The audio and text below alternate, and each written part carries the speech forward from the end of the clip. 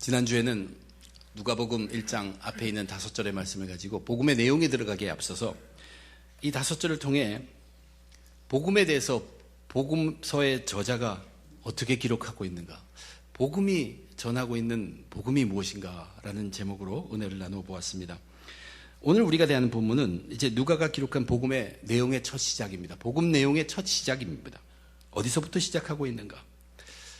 다른 복음서와는 조금 다르게 이 누가복음은 세례 요한의 출생에 대해서 기록하고 있습니다. 마태복음, 마가복음, 요한복음도 세례 요한을 언급하지만 세례 요한의 사역에서부터 시작합니다. 그의 출생이나 특히 그의 아버지 사가랴의 얘기는 기록하지 않고 있습니다. 유독 누가복음만 이 세례 요한의 출생, 그 출생을 앞둔 아버지 사가랴의 모습을 기록하고 있다는 것은 특이합니다. 오늘 이 본문 속에 가장 큰 일로 나타난 것이 무엇인가 하면 주님의 사자가 나타났다는 얘기입니다. 천사가 나타났다는 얘기예요. 그 나타난 천사가 사가랴를 만났다는 것, 그것이 아주 큰 일로 기록되고 있습니다. 사실 주의 사자가 이때 나타난 것은 인류 역사상에 엄청나게 중요한 사건입니다. 그것을 누가는 강조하고 있습니다. 그냥 스토리처럼 천사가 왔다 이런 얘기가 아닙니다. 왜 누가가 사가랴의 이야기를, 그것도 사가랴가 천사를 만났다는 이야기를 복음서의 맨 앞에 두었는가? 이것은 엄청나게 큰 일이기 때문에 그래요. 물론 예수님 구세주가 이 땅에 오신 것만큼 크지는 않지만 그 일을 준비할 만큼 엄청나게 큰 일인데, 이 주의 천사가 와서 사가랴를 만났다는 것이 왜 엄청나게 큰 인류 역사상의 중요한 일인가 하면, 그것은 이 일이 있기 전 400년 동안 이런 일이 없었기 때문에 그렇습니다. 드디어 400년 만에 주의 천사가 나타나서 하나님의 생생한 말씀을, 하나님의 의사를, 하나님의 비전을, 하나님의 계시를 전파하고 있다는 사실입니다. 누가는 그것을 지금 강조하기 위해서 이 사건이 자기의 복음서 맨 앞에 자리 잡도록 했습니다. 성경에서 말하는 인류 역사는 무엇입니까? 전부가 하나님이 이끄신 것이에요. 구약의 역사를 보면 하나님이 전부 개입하십니다. 하나님이 여러 다양한 방법으로 선지자를 보내기도 하고 말씀으로 나타나시기도 하고 본인이 자신이 또 성령을 통해서 일을 이루시기도 하고 다양한 방법으로, 그러나 하나님의 개입 없이 이끌어진 것이 없습니다. 이것이 계속 이끌어진 게 구약의 역사입니다. 그래서 구약은 말씀과 선지자로 대표된다고 그렇게 얘기할 정도입니다. 그런데 그것이 언제 끝납니까? 말라기라고 이름하는 그 선지자가 나타나서 하나님의 예언을 한 이후에, 하나님의 예언을 전한 이후에 400년 동안 그것이 중지되었다는 얘기입니다. 하나님의 말씀이 이 땅에 전해지지 않았고 이상도 비춰지지도 않았고 천사도 나타남이 없으며 하나님의 계시가 드러남이 전혀 없던 그 400년 동안의 영적 암흑기, 그것을 깨고 드디어 주의 천사가 나타났다는 것입니다.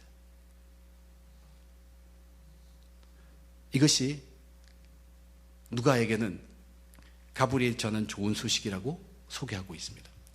구약의 역사에도 그와 비슷한 때가 있었습니다.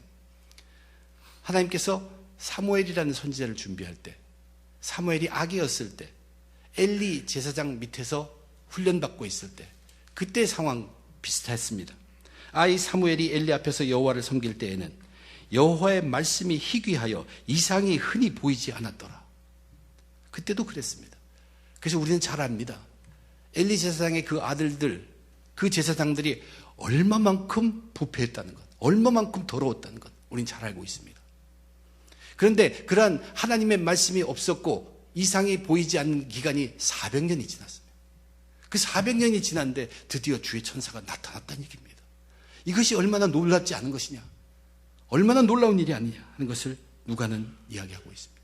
그 나타난 천사가 바로 사가랴를 만났다는 얘기예요. 오늘 우리는 이제 그러한 역사적 배경 하에서 사가랴를 만난 천사입니다. 그러면 그 사가랴가 어떤 사람이었나, 사가랴를 중심으로 함께 생각해 보며 은혜 나누고자 합니다. 우선 사가랴가 어떤 사람이라고 성경은 소개하고 있습니까? 의로운 사람입니다. 하나님 앞에서 의롭다고 할 정도로 의롭고 아무 흠잡을 데가 없어요. 그러니까 흠잡을 데 없다는 것은 죄인은 죄인이지만 모세율법을 지키는 데 있어서도 계명과 규례를 지킨다. 계명, 즉 율법의 정신을 철저하게 따르려고 애를 썼고, 규례를 지킨다는 것은 율법의 의식도 열심으로 다 이루고 있었다는 얘기입니다. 죄인이긴 하지만 하나님이 보시고 의인 같다, 의인으로 삼을 만큼 흠이 없는 삶을 사는 사가랴. 그리고 나서 이 성경은 또 그에게 세상적으로 보면 그에게는 자식이 없었다. 이미 나이가 많아서 자식을 낳을 수 있는 나이가 안 되는데도 자식이 하나도 없다. 이것이 성경이 말하는 사가랴입니다. 근데 그것을 그렇게 기록해놨지만 그 사가랴는 사람의 성격과 품성과 인품을 우리는 그것 외에 누가가 소개하는 그 내용 속에서 다시 한번 깨달을 수 있습니다. 누가는 절묘한 방법으로 이때가 언제였다는 것을 설명하고 있어요. 헤롯이 유대 왕이 되었을 때라고 이야기하고 있습니다. 헤롯이 유대 왕이 되었다. 이건 역사적으로 분명한 사건의 그때입니다. 그때 시대상이 어떻냐를 우리는 생각해 볼 수 있어요. 원래 이스라엘에게는 바벨론 포로 생활을 마친 후로는 왕이 없습니다. 근데 헤롯이 로마와 결탁해가지고 자기가 이 이스라엘 땅을 지배하는데 위임을 받습니다. 그래서 왕으로 군림했습니다. 그는 우리 성경을 통해서 이미 알다시피 폭정을 행하는 난폭한 왕입니다. 어떻게 보면 이보, 악한 왕이라고 볼 수 있습니다. 그 시대에 최고의 지도자라고 하는 세상적으로 지도자인 그 왕은 악했습니다. 그리고 오늘 이 사건이 일어난 장소가 어디입니까? 성소입니다. 그때도 성전이 있었어요. 이 성전에 대해서 우리 성경을 통해서 알고 있습니다. 이것은 지금도 지어지고 있는 것이고 예수님이 사역할 때 30년 후에도 계속 지어지고 있었습니다. 아마 이때는 16년, 왜냐하면 예수님께서 46년 그때 지어졌고 그 후로도 완성된. 그러나 이 성전에 대해서 예수님은 명확하게 얘기했습니다. 사람들이 보고 참 아름답고 크다고 놀랄지는 모르지만 그 성전에 있는 돌 위에 돌 하나라도 전부 다 없어질 것이다. 다 무너질 것이라고 예언했습니다. 왜 그렇습니까? 성전이라는 명목의 건물은 되어 있지만 거기에 하나님이 계시지 않았어요. 말씀이 계시지 않았어요. 오히려 더러운 것들이 가득 찬 것이라는 것이 무너져 내릴 것이라고 예언했던 그 성전입니다. 그 성전에서 이 일이 일어나고 있어요. 제사장들, 대부분의 제사장들은 어땠습니까? 대부분의 제사장들, 이 영적 암흑기를 통해서 말씀이 없었습니다. 이상이 드러나지 않았습니다. 잠시 그것이 없었을 때 우리는 엘리 제사장이었을 때 그 아들들의 그 흉한 부패된 모습을 이미 알고 있습니다. 400년 동안 지나고 나니 이 모두 대부분의 이 제사장들도 그렇게 부패할 수밖에 없었습니다. 예수님이 오셔서 그 제사장들을 어떻게 꾸짖었습니까? 율법을 가지고 가르치고 인도해야 할 그 지도자들이 자기들이 외식하고 자기들이 부패했다는 것, 아주 역겨워한 것이 제사장들의 모습이었습니다. 그리고 그때 백성들은 어땠어요? 백성들은 죄를 향해서 치닫고 있습니다.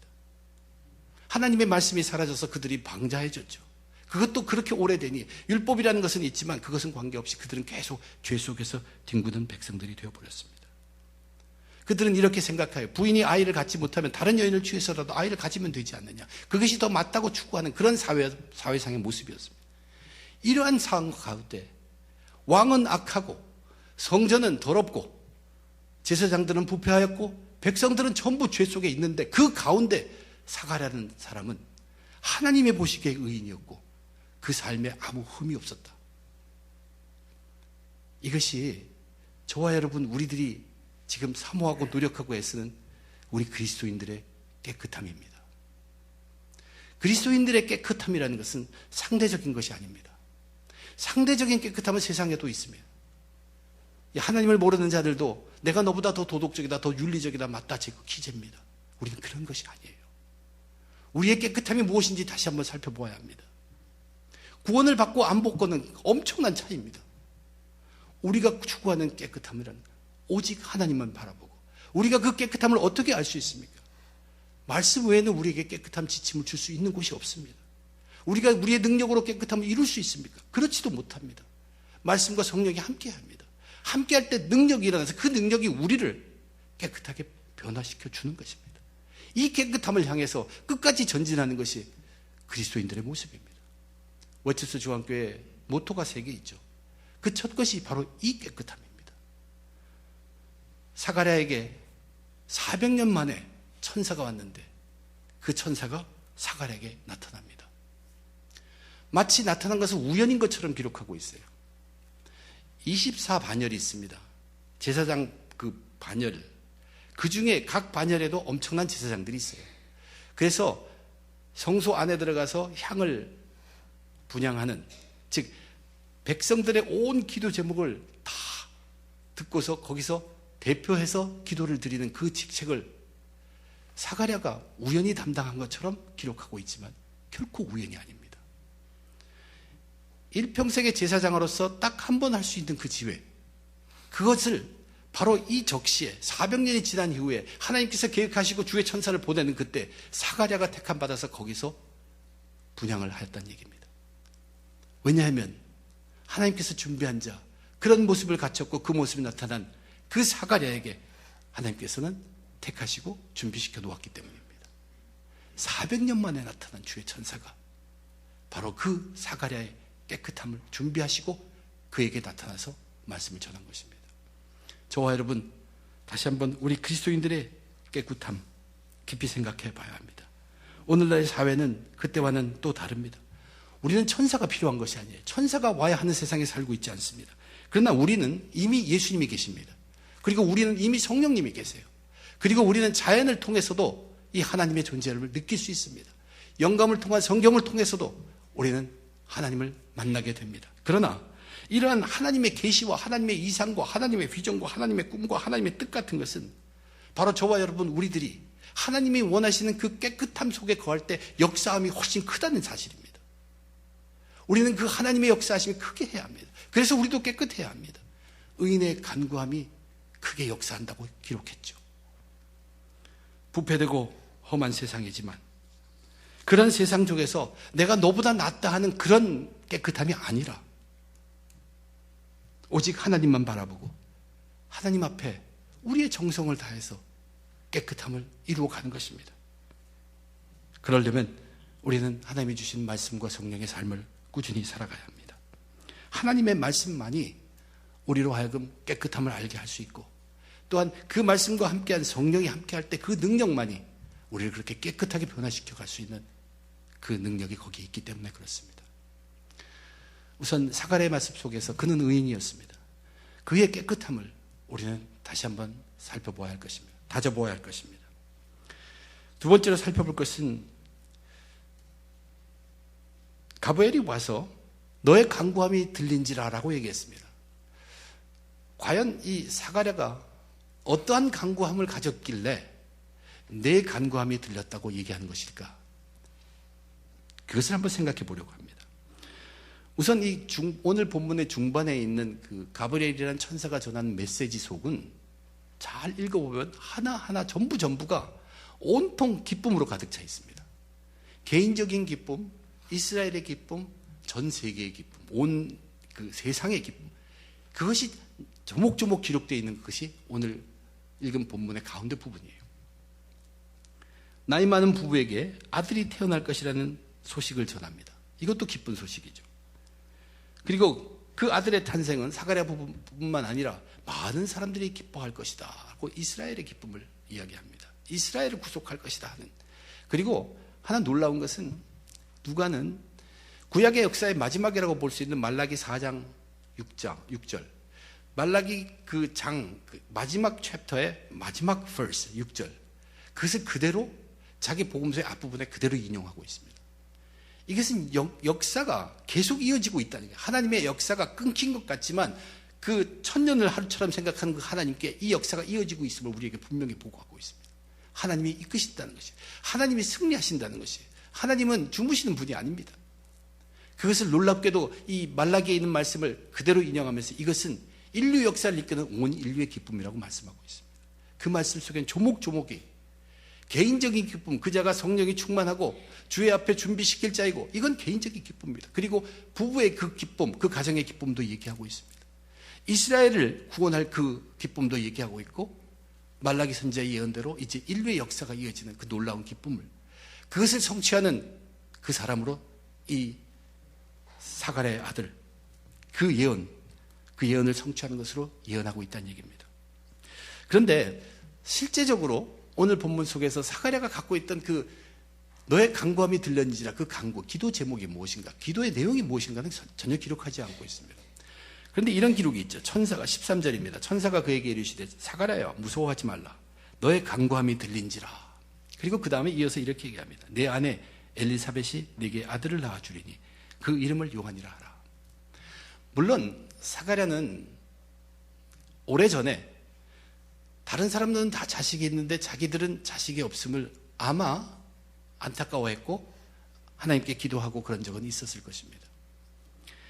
그러나 지금 하나님 앞에 의인이라고 부리움받는 사람이 평생에 한 번 온 백성을 대표해서 기도할 수 있는 그 기도 자리에 가서 과연 자기 아들의 없음을 마음에 두고 그것을 기도 제목을 삼을 보고 천사가 왔겠느냐 하는 것이에요. 천사는 물론 모든 것을 다 압니다. 그 내용을 다 모르지 않아요. 다 알고 있어요. 그러나 천사가 너의 간구함이 들은지라 하는 그 간구함은 그것이 결코 아닐 것입니다. 누가는 참 특별한 방법으로 그의 간구가, 그의 기도함이, 그의 기도 제목이 무엇이었겠다는 것을 복음서를 전개하면서 우리들에게 알게 해줍니다. 우선은 이제 나중에 누가복음 2장에 나오는 말이지만 당시의 의인들은 어떠한 기도 제목을 갖고 있었나 하는 것을 알려줍니다. 예수님이 아기였을 때 정결 예식을 위해서 성전에 찾아갑니다. 그때 시므온이라는 사람이 있습니다. 이 시므온 사람을 소개하면서 누가복음이 이렇게 기록하고 있습니다. 예루살렘에 시므온이라 하는 사람이 있으니 이 사람은 의롭고 경건하여 의로운 자입니다. 이스라엘의 위로를 기다리는 자라. 성령이 그 위에 계셨더라. 그 의인이 바라고 있는 것은 이스라엘의 위로입니다. Consolation of Israelite. 이스라엘의 위로라는 것이 무엇입니까? 지금 압제하에 구박받고 그들로부터 해방되고 구원하는 것. 이스라엘의 위로를 바라는, 기다리는 의인의 모습을 기록해 놓고 있습니다. 그것뿐만 아니라 그 성전에서 밤낮을 주야로 금식하고 기도가 있던 한 과부된 나이 많은 안나라는 여선지자를 소개합니다. 그 여선지자는 이 나타난 예수를 사람들에게 소개할 때 성경이 이렇게 기록하고 있어요. 안나가 마침 이때 나와서 하나님께 감사하고 예루살렘의 속량을 바라는 모든 사람에게 그에 대하여 말하니라. 많은 사람들이 기대하고 있었던 거, 바라고 있었던 거, 원했던 것은 뭐냐면 예루살렘의 속량입니다. Redemption in Jerusalem. 이 속량이라는 것, 위로라는 것 전부가 구원의 역사하심. 모든 의인들을 비롯해서 백성들은 어떻게든 그들이 구원하고 강구하는 것은 하나님의 임재입니다. 하나님의 간섭입니다. 역사의 간섭, 400년 동안 없었으니까. 그것을 기대하면서 구원에 이르게 해달라는 것입니다. 구원해달라는 것. 그것이 기도의 제목이었어요. 이것은 우리의 추리가 아닙니다. 사가랴가 그것을 기도했던 게 추리가 아니에요. 1장 마지막을 보면 이 사가랴의 찬송을 기록해 놓고 있어요. 이 일을 다 겪은 후에 아들이 낳고 나서 입이 열립니다. 그러면서 그가 찬송한 내용을 기록하고 있는데 거기에도 분명히 백성의 속량을 감사하고 백성의 구원을 기뻐하고 이스라엘의 구원을 기뻐합니다. 물론 그 후에 자기 아들이 어떻게 될 것이냐는 그 예언에 대한 말씀도 있습니다. 그러나 아들을 받았다고 기뻐하는 그것이 있는 것이 아닙니다.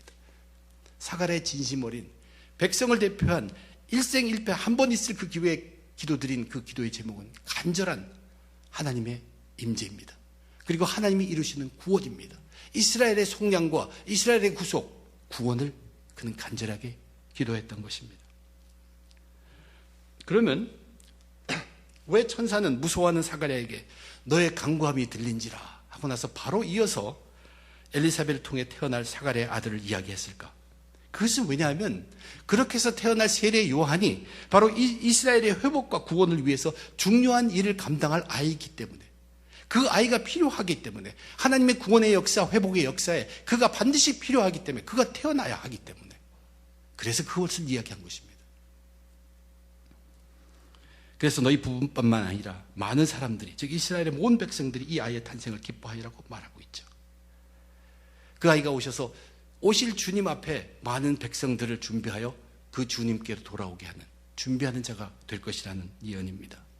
앞에도 말씀드렸지만 400년간의 그 공간을 누가복음은 참 교묘한 방법으로 이어가고 있습니다. 하나님의 역사가 계속되고 있다는 것을 말라기 마지막의 말씀, 구약의 마지막 말씀을 자기 복음서의 맨 앞에 인용하고 계속되고, 이것은 바로 인류 역사의 기쁨인 그 온 인류의 기쁜 소식을 전하고 있다는 얘기입니다.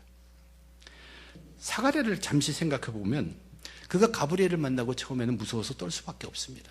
그런 일이 있은 적도 없고 그 천사의 모습의 거룩한 위엄에 그는 떨릴 수밖에 없었습니다.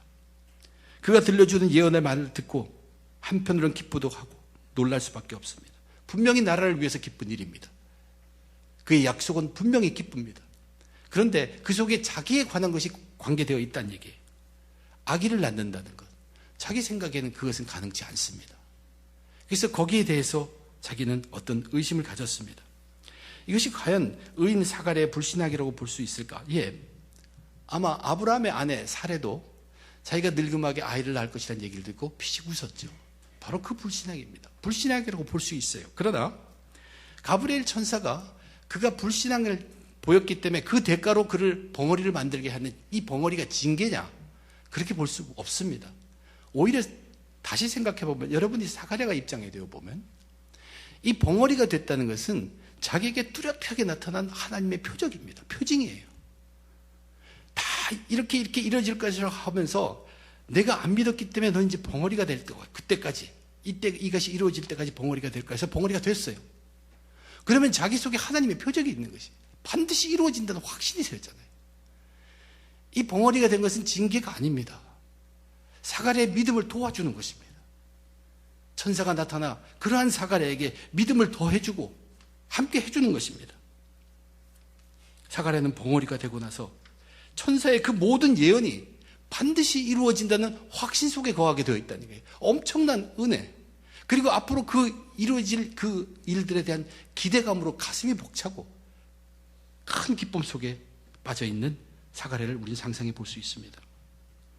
저는 이 단락에서 이제 우리 그리스도인들의 기쁨에 대해서 한번 생각해 보려고 합니다. 무엇이 정작 저와 여러분 우리들에게 큰 기쁨인가? 우선 꼭 내가 잘 돼야만 나는 기뻐할 수 있는가? 내가 복을 받아야만 그것이 기쁨인가? 그것을 생각해 보자는 것입니다. 많은 그리스도인들이 내가 축복 속에 있다. 그러면서 행복함을, 기쁨을 느낍니다. 그러나 우리가 하나 알아야 될 것은 믿지 않는 사람들도 그것은 똑같습니다. 하나님을 모르는 자들도 나도 뭔가 행복하고 축복하고 복복 속에 있고 뭐가 잘 되면 행복하고 기뻐하는 것은 똑같다는 얘기예요. 우리의 기쁨이라는 것은 비록 처음에는 세상 사람들과 똑같은 그런 기쁨으로 차 있을지 몰라도 이 기쁨이 변해가야 됩니다. 궁극적으로 변해가야 합니다. 그것을 오늘 사가랴의 말씀을 통해 사가랴의 모습을 통해서 우리가 보게 되는 것이 내 기쁨이 중심이 되었던 것에서 이제는 하나님의 기쁨이 중심이 되는 것, 그 과정까지로 변해가야 합니다. 그래서 하나님의 기쁨이 진정 내 기쁨이 되기까지 그것이 우리의 기쁨의 목표입니다. 내게 불행한 일이 일어났다고 합시다. 참 나에게는 불행한 일이에요. 그런데 하나님의 입장에서 보면 그것이 기쁨이라면 나는 비록 불행을 당했어도 내가 기뻐할 수 있어야 한다는 얘기예요. 거기까지 가야 하는 것이 우리 크리스천의 기쁨이라는 얘기입니다. 사가랴 기도, 의인으로서 하나님을 기쁘시게 하는 간구함이 있었다는 얘기입니다. 그의 간구함은 자신의 축복보다 하나님 나라의 회복과 구원, 하나님의 간섭, 그것이 그가 바랬던 것이고 그것에 대한 확신을 예언으로 들었을 때 그는 엄청나게 기뻤습니다. 때가 되었을 때 사가랴가 간구하던 그 일을 하나님께서 시작하는 것을 보여준 것이 얼마나 가슴 벅차겠습니까? 얼마나 기대했고 얼마나 그것을 기다리고 있겠습니까? 그런데 그것에 더해서 놀랍게도 자신에게 기쁨을 안겨주었습니다. 아들을 주셨다는 것이. 그렇지만 살아가는 그 아들이 태어났을 때 입이 열렸습니다. 근데 열린 입으로 하나님을 기뻐합니다. 아들 때문이 아니었습니다. 하나님의 구원의 사역 때문에 철저하게 하나님을 찬양하고 기뻐하는 것이 찬양으로 복음서에 기록되어 있습니다. 우리 웨체스터 중앙교회의 기쁨이라는 것이 바로 이런 기쁨이 되어야 합니다. 내가 잘 됐다고 느끼는 그 기쁨은 세상에서 있는 거지만 하나님이 기뻐하시는 일이 우리의 기쁨이 될 수 있는 그러한 공동체, 그것이 우리 교회입니다. 저는 거듭 말씀드리지만 상급이나 축복은 하나님의 몫입니다. 우리가 그걸 가지고 연연할 것이 못 된다는 얘기. 그러나 우리가 중심을 둘 것은 있습니다. 우리는 단지 믿음으로 담대하게 하나님이 기뻐하시는 것이 무엇인가는 찾아야 합니다. 그리고 하나님이 기뻐하시는 것이 무엇인가를 그거를 내가 기뻐하면서 이루어 드릴 수 있도록 하나님의 기쁨이 먼저가 되어야 한다는 것이 정말로 우리 그리스도인이면서 어떻게 살아가고 있습니까? 우리는 그 순서를 살짝 바꿉니다. 진짜 내 기쁨을 위해서 하나님을 슬쩍 쓰는 우리들의 모습, 그건 완전히 거꾸로 된 것이라는 것을 잊지 말아야 합니다. 내 기쁨 내려놓고 하나님의 기쁨이 무엇인가를 찾고 구하고 거기에 모든 것을 걸고 말씀과 성령을 통해서 찾으면서 그것이 나의 진정한 기쁨이 될 수 있기까지 우리는 변화되어 가야 할 사람들입니다. 너의 간구함이 들린지라. 사가랴는 자기의 필요도 많았겠지만 하나님의 기쁨을 간구했고 그것이 이루어진다는 확신이 찼을 때 그는 감격하기 시작했습니다. 마지막 셋째로 오늘 본문의 마지막 부분, 거기에는 천사를 만나고 난 뒤에 사가랴의 모습을 단편적으로 기록하고 있습니다. 제사장들이 성전에 들어가서 분향하는 그 일은 단지 그때만 있었던 것은 아닙니다. 비록 400년간 천사도 나타나지 않고 계시도 없었지만 그들은 형식적으로도 들어가서 분향을 하고 기도하고 나왔던 것입니다. 그런데 이번에는 그 안에서 사가랴가 천사를 만나고 나왔어요. 놀라운 일이 일어났어요. 그러니까 시간이 지체되었어요. 밖에서 기다리던 사람들, 여기 기다림이 마지막 단락에도 또 중요한 요소입니다. 기다리던 사람들은 지체됨을 보고 더욱더 관심을 갖게 되었습니다. 그들이 과연 기다리는 것이 무엇일까? 백성들이 기다렸던 것은 무엇일까? 민수기 6장에 보면 제사장들만이 하는 축복의 기도가 있습니다. 그들이 이러한 역할을 감당하고 나왔을 때 기다리던 백성에게 하는 축복의 기도문입니다. 여호와는 내게 복을 주시고 너를 지키기를 원하며 여호와는 그의 얼굴을 내게 비추사 은혜 베푸시기를 원하며 여호와는 그 얼굴을 내게로 향하여 드사 평강 주시기를 원하노라. 이것이 제사장이 아론의 제사장들이 하는 축복의 내용입니다. 백성들은 바깥에서 사가랴 제사장이 나오면서 그 축복해두기를 기다리고 있었는데 사가랴가 말을 못합니다. 그래서 그들이 깨달았다고 하는 것은, 기록된 것은 이상을 보았다. 그동안 400년 동안 그런 일이 없었는데 그들도 놀라운 일이 있다는 것을 깨우쳤습니다. 그런데 제사장은 자기의 몸짓으로 아마 이 축복을 전했는지는 모릅니다. 몸짓으로 의사를 전하고 이제 말을 못하면서 직무를 맡은 때를 기다렸습니다. 이 말은 말을 못하지만 이제 자기가 맡은 책임까지는 감당했다는 이야기입니다. 여기서 우리는 사가랴가 얼마나 답답할까 생각할지 모르지만 지금까지 성경으로 우리가 이렇게 이야기해 온 것으로 보면 사가랴는 전혀 답답하지 않습니다. 사가랴는 자기 마음속에 엄청난 하나님의 은혜로 가득합니다. 그렇게 모든 의인들이 합심해서 그것을 위해서 기도했던 그것이 이루어지기 시작한다는 약속을 받았다는 얘기입니다. 자기 아들 때문만이 아닙니다. 그것도 기쁨이 되겠지만 사가랴의 가슴 속에 은혜로 가득 찼습니다. 하나님이 그 은혜가 잘못되지 않게 하기 위해서 입을 막으신 것이죠. 경고망동하지 않게 그의 입을 막아주셨습니다. 그리고 그는 그 은혜에 덕차서 이제 자기에게 주어진 일을 행하고 있습니다. 그리스도인의 온전한 섬김이 바로 그런 것입니다. 그리스도인의 섬김은 은혜로부터 나와야 합니다. 자기 속에 있는 벅찬 어쩔 줄 모르는 주체할 수 없는 그 은혜가 우리를 이끌어가서 하게 되는 행동이 그리스도인의 섬김입니다. 거기에 지금 사가랴는 말을 못합니다. 이것은 겸손의 모습이죠. 말을 하면 오히려 실수할 수 있는 그런 때 자기를 낮추고 그러나 사가랴의 마음속에는 엄청난 기다림이 있습니다. 하나님이 전해주신 그 비전의 약속의 말씀에 대한 기대, 그 기다림이 있습니다. 그리스도인의 섬김이 바로 그 모습이에요. 우리는, 저와 여러분은 예수 그리스도를 통해서 구원을 받았던 그 은혜를 갖고 있어요. 이 은혜가, 구원의 은혜가 얼마나 큰 것인지 너무 현대인에게서 그것이 식어져 있습니다. 그런데 우리가 다시 되살리고 알려야 할 것은, 생각해낼 것은 바로 우리가 받은 구원이 얼마나 큰 은혜인가를 젖어들어야 합니다. 그래서 그 은혜가 우리를 이끄는 것이에요. 입 다물고 겸손하고, 그렇지만 그 일을 통해서 하나님이 약속하신 그 약속의 말씀이 성취될 거다, 그 기대감을 가지고 우리가 몸을 쓰는 것이 그리스도인의 섬김이라는 얘기예요. 온전한 섬김의 모습, 바로 그것입니다. 그리고 오늘의 본문의 말씀은 이제 마지막으로 엘리자벳의 모습을 기록하고 있어요. 엘리자벳은 5 동안 하나님의 예언대로 잉태했습니다. 그래서 5달 동안 숨어 있었죠. 숨거나 창피하거나 부끄러워서가 절대 아닙니다. 하나님의 뜻이 온전히 이루어지기를 온전히 기다리는 것이에요. 그리고 그가 뭐라고 찬양합니까? 지금까지 끝까지 자기도 하나님을 놓지 않았는데 그 하나님도 끝까지 나에게 동행하여 주는구나, 그것을 찬양하고 있습니다. 하나님 앞에 의인이었던 엘리사벳과 사가랴, 그들은 중심이 하나님을 향하는 그들의 삶들의 모습을 우리에게 보여주고 있습니다. 웨체스터 조항교회 성도님들, 저와 여러분 우리들도 이러한 섬김의 사람들이 되어야 합니다. 벙어리와 같이 묵묵히, 그러나 하나님의 은혜에 감동되어 맡은 바를 감당하면서 하나님의 약속을 기다리고 겸손으로 임하는 섬김이 충만한 성도님들이 다 되어야 합니다. 사가랴는 깨끗함의 사람이었습니다. 세상 모든 곳 구석구석이 다 죄를 향해 달려갈지라도 그는 하나님만을 바라보고 깨끗함을 지키고 있었던 하나님이 말씀하시는 의인이었습니다. 우리들도 진리의 말씀과 성령에 철저하게 매달려 이 깨끗함을 노력하는 참된 그리스도인들이 다 되어야 합니다. 사가랴는 자신의 기쁨보다 하나님의 기쁨을 간구했습니다. 그리고 자신의 복을 기뻐하기보다 하나님의 뜻이 이루어짐을, 그리고 이루어질 것임을 기대하고 기뻐했습니다. 우리들도 하나님의 기쁨이 진정한 나의 기쁨이 될 수 있도록 점점 변해가는 그리스도인이 되어야 합니다. 사가랴는 은혜에 이끌려 말없이 겸손히 섬기는 자였습니다.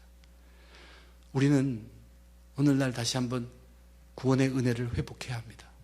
저는 새벽 기도의 목적은 바로 이 구원의 은혜를 회복하는 것이라고 봅니다. 아침을 열면서 무릎 꿇고 기도하면서 내가 누구인가, 내가 받은 구원이 얼마나 큰 것인가, 이 은혜가 우리의 삶을 이끌어 가야 합니다. 그러한 자가 하나님을 바로 섬길 수 있고 그러한 자가 이웃을 바로 섬길 수 있기 때문입니다. 구원의 은혜를 회복해야 합니다. 내용도 몰라서는 안 되죠. 그 구원의 은혜 속에는 십자가를 통해서 오고 예수 그리스도를 통해서 오고 하나님의 사랑을 통해서 오는 그 구원의 은혜를 우리는 다시 회복해야 합니다. 그 은혜가 너무 커서 아무 말 없이 하나님의 약속을 기대하며 믿고 겸손히 섬기는 자들이 되어야 합니다. 저와 여러분, 우리 그리스도인들은 우리의 본분을 다시 한번 살펴보고 그 본분으로 돌아갈 수 있어야 합니다. 오늘은 사순절 회개의 기간 중에 하루입니다. 우리들의 회개의 기도가 하나님께 들려지기를 원합니다. 너의 간구함이 들렸노라. 우리의 회개의 기도가 하나님께 들려서 저와 여러분 우리들도 깨끗함과 기쁨과 섬김을 온전히 다시 회복하는 중앙의 모든 성도님들, 저와 여러분 되시길 주님의 이름으로 축원드립니다. 기도하겠습니다.